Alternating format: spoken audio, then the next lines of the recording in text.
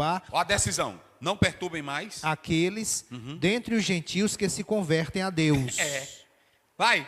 Mas escrever-lhes que abstenham das contaminações dos ídolos, da prostituição, do que é sufocado e do sangue. Acabou. 4 coisinhas que eles decidiram. Irmão Paulo, irmão Barnabé, vocês estão pregando o mesmo?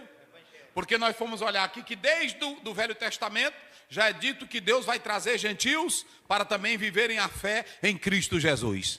Siga o seu trabalho, vá pregar o evangelho, continue. Olha, irmão, foi uma decisão democrática. Olha aí, pastores.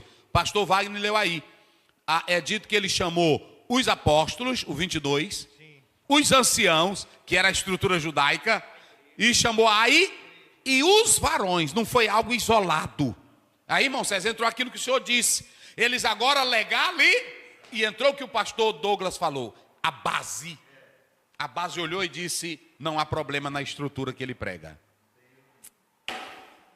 Eita, para eu dizer mais coisa aqui, mas vou encerrar. Primeiro, o que é o judaísmo? Observem bem, eu vou só responder isso, você já responde toda a lição. É uma religião, é uma filosofia que trata do povo judeu, que envolve a Torá, práticas religiosas, culturais e éticas. São o judaísmo. O que são os judaizantes? Dentro da carta de Paulo aos Gálatas, eram cristãos de origem judaica, que achavam que para os gentios serem crentes, tinham que ter as 3 coisas. Quais eram? Circuncisão, a lei e guardar os dias festivos.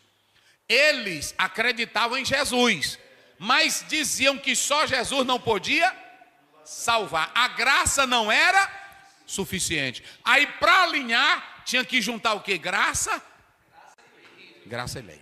Aí não era liberdade, era um peso. Então, eles surgiram lá no cristianismo primitivo, século I, ok? As práticas. Quais são as práticas, pastor Aziel, dos judaizantes? Nós colocamos aí. Os judaizantes, irmãos, eles se ocupavam dessas 3 coisas que nós colocamos aqui. E aí vamos analisar.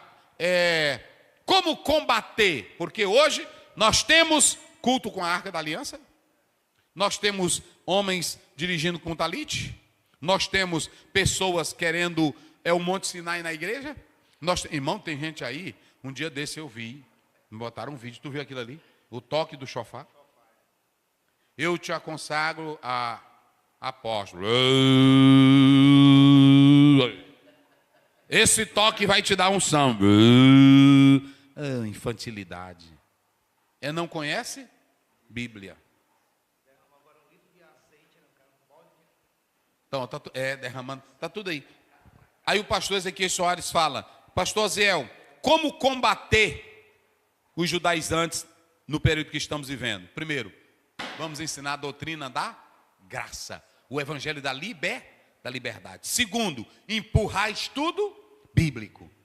Terceiro, discipulado. A maioria hoje não participa de discipulado. E quarto, refutar os erros pela palavra de Deus. Quinto, unidade na diversidade. Sexto, oração e dependência do Espírito Santo. E aí, meus irmãos, nós temos que entender que evangelho não é judaísmo. Judaísmo é circuncisão. Judaísmo é lei. Judaísmo são ritos, dias consagrados. Evangelho, salvação pela fé. Evangelho, liberdade em Cristo. Evangelho, nova aliança. Evangelho, inclusão de todos. Evangelho, é agora o poder do evangelho vivendo em nós. Deus abençoe. Aqui nós temos só lê aí, pastor Wagner. Cristianismo não é judaísmo. Em que consiste a fé cristã? Cristianismo não é judaísmo. Porque o judaísmo é uma religião que tem ritos, que tem práticas, e nós não temos práticas no sentido de depender para a salvação. Nós não guardamos dia especial, nós não temos isso. Vai. Em que consiste a fé cristã? A fé cristã só consiste em quê? Em Jesus Cristo. Pronto. Crer no Senhor e pronto, e acabou-se a conversa. Vai. Prevenindo-se contra a tendência judaizante. Pronto, já explicamos. Como surgiram os judaizantes? Isso, vai. Opositores de Paulo. Nós já falamos aqui que eles se opunham a Paulo, porque Paulo dizia que só o evangelho podia salvar. E eles diziam que não, tinha que ter as regras, os ritos. Vai, priorizando o evangelho. vai.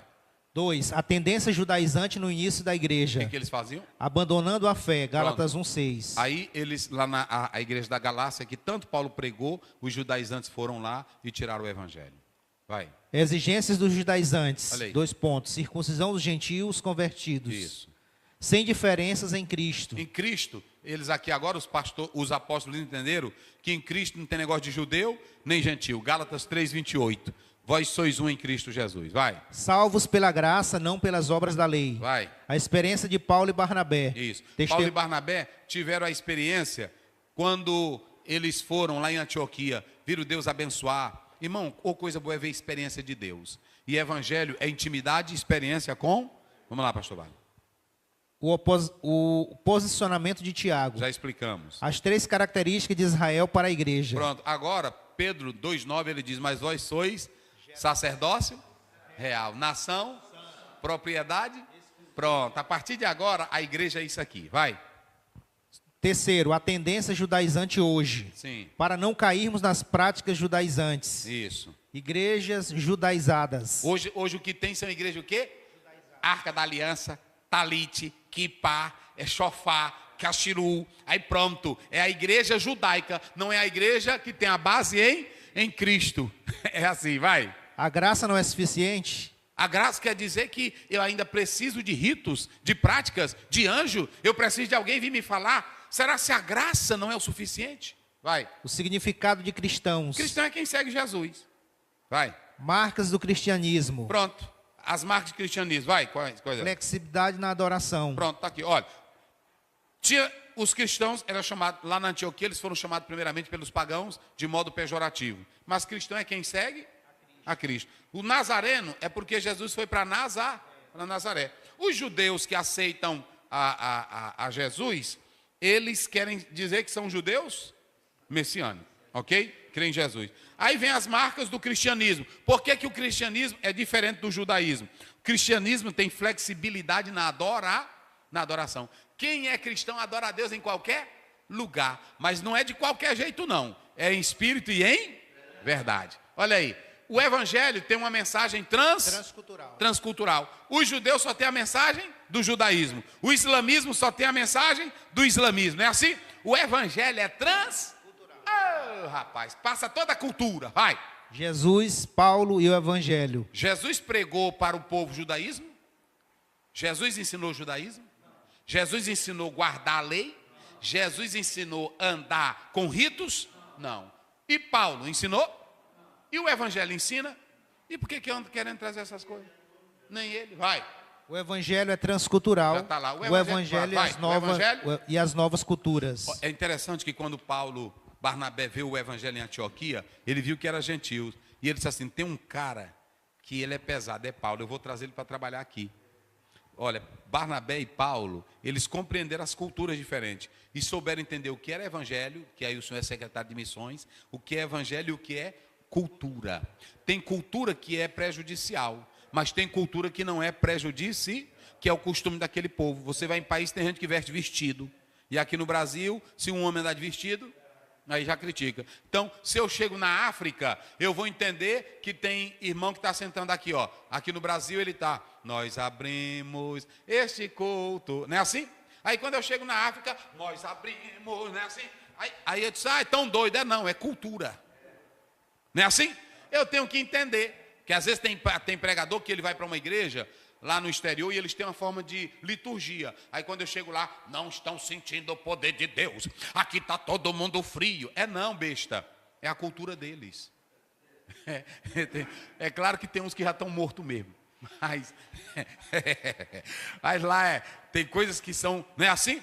Aí às vezes, e se eu não entender isso, pastor Douglas, eu vou forçar o povo, eu vou mandar o povo fazer e eles não vão responder. Aí eu digo, Deus não me usou hoje. É entender a cultura. O evangelho e as novas culturas. É isso aqui que o pastor tem que entender. Eu tenho que analisar que o evangelho, há 40 anos atrás, é o mesmo evangelho. Agora, hoje, o sistema é outro. Não estou falando de evangelho. Estou falando das novas tendências, das novas culturas. Antigamente, quem é que via um juiz fazer audiência online? Hoje tem? E eu pergunto, e tira alguma vantagem? Pronto. Aí é o que acontece? Aí pode ter um culto que pode ser usado o recurso, o celular, pode ou não pode? Pode ter o culto que vamos adorar a Deus, vamos sorrir aqui. Isso não é tirar a essência do evangelho, mas é adaptar a pregação frente às novas culturas. Não é mudar o evangelho. Fiquemos de pé. Irmão Guzman encerra com oração e o pastor Wagner das bênçãos apostólicas. Querido Deus, eterno Pai, estamos aqui, Senhor, na Tua presença, em gratidão e agradecimento a este momento, Senhor, em que estivemos aqui estudando e bendizendo a Tua palavra, Senhor. Nos usa e nos abençoa neste dia, todos que tiveram acesso a esta aula, Senhor, transformando e nos dando sempre, todo dia, uma nova vida em Cristo Jesus. Nos abençoa no nosso dia, é o que eu te peço em nome de Jesus. A graça de nosso Senhor Jesus Cristo, o amor de Deus, nosso Pai, a doce comunhão do Espírito Santo, seja com todo o povo de Deus, agora e sempre. Amém.